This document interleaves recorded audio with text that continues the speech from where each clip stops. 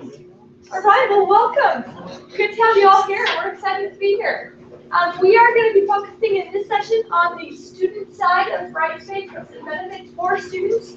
We'll also talk a lot about the transition and how the transition will happen, what's going to be included in the transition, and then kind of the timeline, and then we'll have some time for Q&A. So we hope you have your questions. The presentation right after this one in this very room will be on the instructor side. So if you're interested in the instructor perspective, we've got a couple of expert instructors who have been in it. This is their 5th semester teaching in Brightspace, and so we'll have them with that part. So we're excited. So ours is on enhancing the BYU Idaho online experience through the transition. And we'll also talk about some common student questions and how we might answer some of those questions, just to help people to know kind of, things are going to be different. So what kinds of questions are students asking? What kinds of hurdles are they experiencing, and how can we get over those or around those? One of the first benefits that we have as we look at the transition to Brightspace is better ABA compliance. So for students who are blind, BrainHoney is almost impossible for them to navigate through the system itself.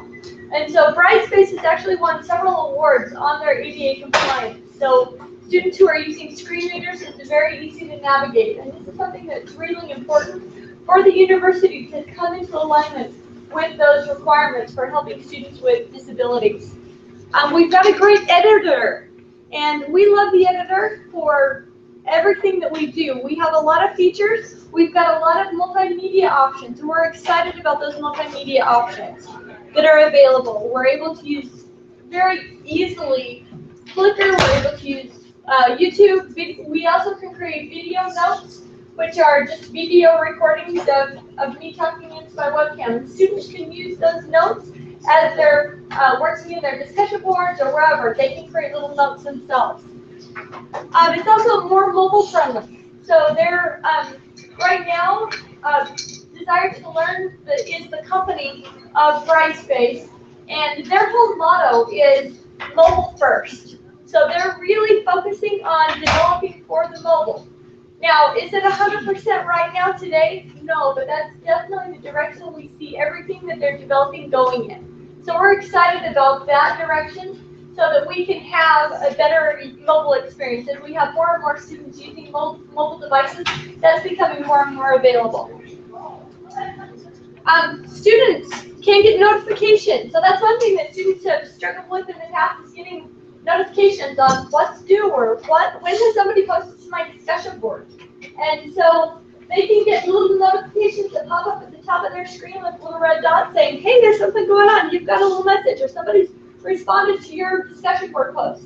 They can also turn on instant notifications that they can get by email or by text message on things like due dates.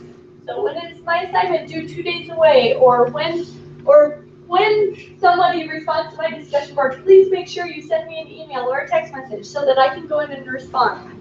So students have a lot more control on that. We would love to be able to, by default, turn on some of those notifications for students, but that's not Brightspace's model. Their whole model is students opt in when they're ready to opt in. But everybody will get these little instant notifications up at the top of the screen. So as they're working and they see little notifications, they can click on those little red dots, and that will open up a little menu with their message for them. Oh, and let's use the right computer. Students can also mark that they've completed different items. So that's one thing that in our early testing and our early pilots with our classes that we've been running, this is some of the feedback we've got from students. They love being able to go through their assignments and say, yep, I've done that, yep, I've done that, yep, I've done that. And then as they go through their course, they get a little progress bar in each of the modules that they're in so that they can see what they've completed and what they still have left to go. And so that is something that students have really liked, and it's something to help them keep on track as to what they still need to do. We love the content pages. We're able, these are full HTML pages. In BrainHoney, we've kind of had to do some technical hacks to get it to work exactly like full HTML pages because they just aren't. But these ones are.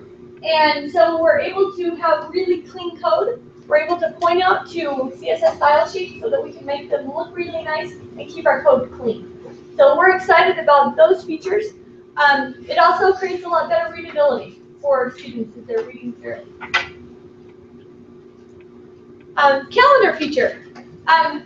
Students are losing their due student list, but there are some really nice features with the calendar. One of those is they can see all their dates, they can see all their types of assignments, they can filter by assignment type, but then they can also get a calendar feed. So if they want to sync it with their personal calendar, they can do that. And I think that is a really helpful feature for them. For navigation, there are multiple ways to navigate the course. And that can be a plus and a minus. So right now, the way the Brightspace works, and I wish I had a really good image of this, but their modules, just like in BrainHoney, their modules are on the left. But then the folder structure doesn't really open up underneath on the left-hand sidebar. It opens up in the middle pane. And so, so it is a little bit different in that way. But we'll talk a little more about what that might look like. They've also got the path, so we've got some breadcrumbs up at the top that students can click through. And then we've also got a little sidebar that we'll be able to pull out. Actually, this is a picture, this is an image of the sidebar right here. So this one right here, this is what the sidebar looks like. So there's just a little tab and a pull down sidebar and it has everything in the module there if they need to skip around. Okay, so student common questions. One of them, I don't like to have to go to 2 different places to get into my class. So far, we've had a separate URL for Brightspace. We've had their BrainHoney courses. By January, we will have one iLearn landing page.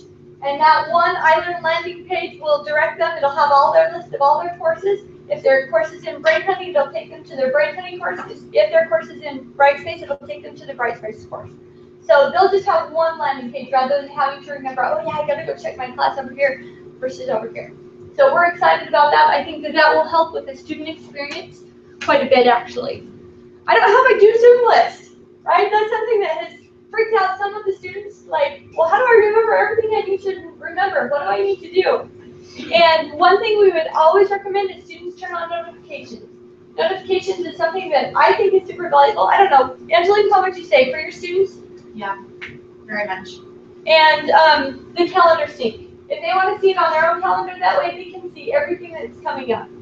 I feel like students rely a lot on that due student list. Due student is the worst thing ever invented for education. They miss a lot of the stuff in between those things that are due too. And so we'll show you a couple of other things. Yes? Will instructors be able to add anything to these calendars? Yes, you can add to the calendar. You sure can. Students can't, but you as an instructor can. Okay? It's hard to find my course materials. So some students say, well, I'm just not sure exactly how it's structured. And so what we like to say is use the forward and back arrows. So on every page as you're navigating, it's almost like reading a book. Okay, so the mental model behind Brightspace is really more like a classroom, like a real classroom. And that's the model that they built pretty much everything around, is this whole classroom idea. And so their content really is like reading a book. So you start with the first activity, next, next, next, next, next. And so as long as they do that, then they're going to see everything and they'll have access to everything that they need. We talked a little bit about the pull-out tab. This is what that pull-out tab looks like. It's on the left-hand side of the content pages. And then check off items as you complete them, so you can keep track of where you are. And what we've done is as we're designing these courses, we're trying to make sure that we turn on those pages so that it's not automatically checked off, but that students actually have to physically check it off so that they can keep track of what they've looked at and what they haven't. And then they can take some responsibility for that. How do I contact my instructor?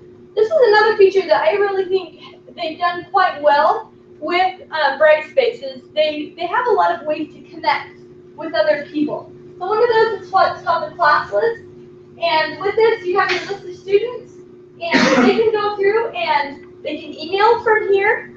You can do a bulk email from here. You as an instructor, your students can find you on here as well. As an instructor, yes. Does that email come into our BYU? BYU. Because I use a different learning management system called Canvas for my class, and they've got Canvas messaging and email is totally separate. I hate that. So the way that we've set up our system is that we have send only. And so everything will go to your students' emails and it will come into your email box. Yes. So is that true for pathway students too? We're working on the pathway integrations, but it should be the same. Okay, we're still working out, because pathway is on a different system, we're working on the way that is set up right now to make sure that we get it set up right, but it will be the same. Okay, great question. They can also use Instructor Space. So we're changing the way that we do notes from instructor. If you get a chance, you might go to David Ashby's presentation. I believe they're presenting today. But they're talking a little bit about ways to use notes from instructor. We are going to be calling it Instructor Space. And we also have a tool called Pager. I know that's a little dated, right? But the whole idea of Pager is kind of this near instant messaging. There's a few second delay. Like if you have two computers sitting side by side, there's some near instant delay. But you can go through, and in your class list, there will be a little indicator if any of those individual students is online. And so students can see when other students are online. You as an instructor can see when students are online. And you as an instructor, or students can see when you're online. And so it basically pops up like a little red dot on your screen. Can I turn that off? Yeah. You can turn it off. I don't want them to come on. In your preferences, you can show whenever you're on when you're actually offline. Okay, so you can totally turn that off. Okay.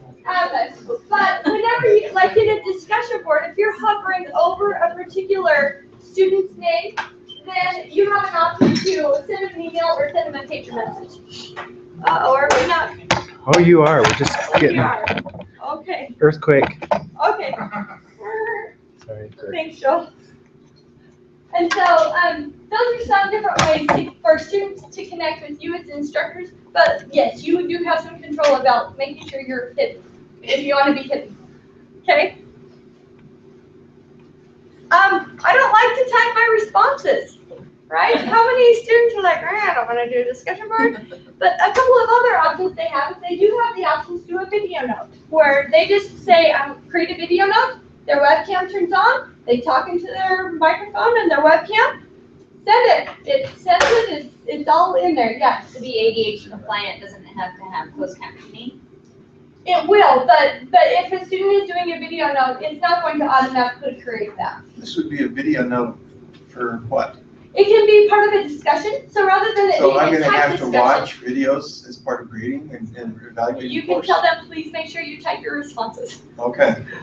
So some instructors really do like to have this video conversation, and they want their students to do the same thing, but you're right, it does take longer to evaluate those. It's much easier to be able to scan through those typed responses as an instructor.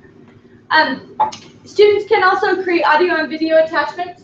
So I wouldn't necessarily advertise, oh yeah, unless you want to try and say, hey, we'd like to try this discussion a little bit differently. Let's do video instead of text this time and see what happens.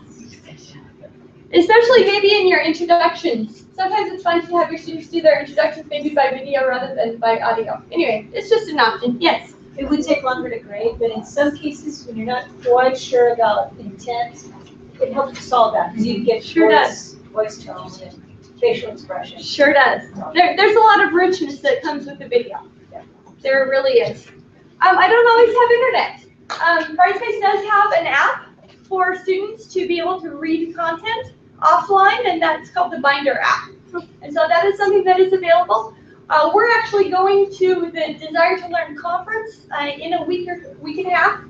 In a couple of days, we're leaving. But at that conference, as we've interacted with them, we've asked about different things that are coming, and they've said, there's going to be an announcement at Fusion. There's going to be an announcement at Fusion. So we're looking forward to the things that they might be able to announce as we go in at the end of the month. Okay, so for our timeline, let's talk timeline just a little bit. We're planning a 4-semester rollout. We're trying to do it by department to make sure that it's organized, to make sure that each department has the support that they need. And we basically have 3 phases.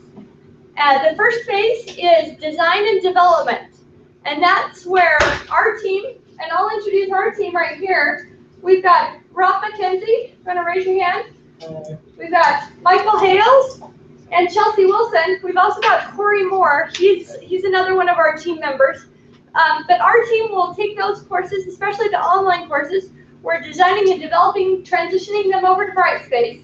We've also got 24 students. Is that how many we're at now? We've got 24. We're probably moving up to about a team of 40 students by fall so that we can make this transition happen. But with our student team and with our full-time team, we are committed to getting everything moved over. And then what we'll do after the course has been moved over, we'll have a semester where we're going to work with probably one instructor from each course. So one section we'll pilot and make sure we've worked out the majority of the bugs so that hopefully it won't be crazy when we roll it out to everyone. And then the next semester will be at scale. So all sections will be in Brightspace at the same time. We've also timed it so that everyone online and on campus for those courses will be live in Brightspace at the same time. Okay, so campus students who are taking those courses and face-to-face students or online students will have those same courses at the same time in Brightspace. So it's not like, well, I'm going to take it on campus because it's not in Brightspace, right? Everything will just be there. That's just how the transition will roll. Okay? So this is a little bit of what the timeline looks like. So right now, spring 2015, we are in the first phase of development. So we're working on the first section of courses that are being developed right now. We are moving through those.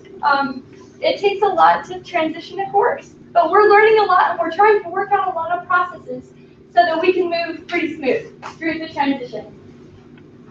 Those same courses will then pilot in fall, and they'll be working with David Ashley's team, who will manage a lot of the training. They're working on those training materials to make sure that you as online instructors are supported and know what you need to know in order to teach your course. And then in winter, all of those courses will go live. Okay, and so that will be the same pattern throughout. Okay, so by fall of 2016, all courses will be taught at scale in Brightspace. Woohoo! Yes. So this is the basic order of the departments. We have had a couple of departments move around just slightly, but this is the order that we're planning to go in. So right now we're working on courses with the Academic Support Center, Accounting, Arts, Computer Science, Languages, Nursing, and Religious Ed. And so those will go live in winter. And then the next department list is Pathway. Pathway courses should go live in spring of 2016. Okay, and then these ones will go live in fall.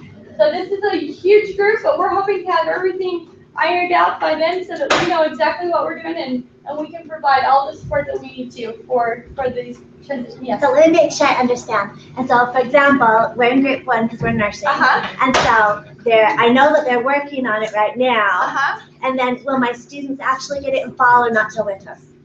The majority of nursing is a little bit different.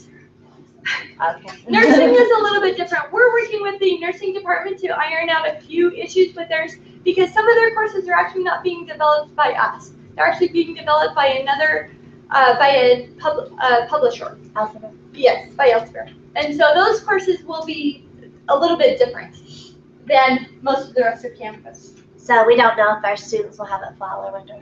There will definitely be some in fall. Okay. Okay, yes. Didn't see our department, home and family? Home and family? There you go. Should We don't have be. to do it. You don't have to do it? I must have missed it when I typed you in. We got you. I think you're actually in the third group, Okay. if I I remember. figured it looks like the same type of sociology psychology. Yeah.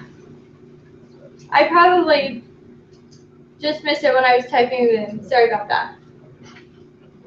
Okay, so I do want to make sure that you stay for the next presentation if you're interested in the instructor side, but we have just about 7 minutes for Q&A. What questions do you have?